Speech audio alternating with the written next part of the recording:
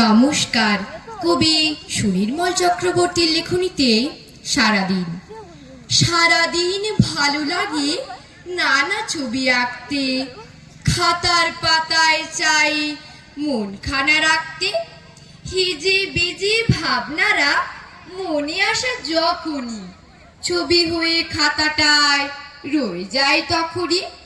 হাতি ঘোড়া গাছ পাখি আঁকি আমি কত কি, কেন আঁকি এইসব আমি জানি অত কি।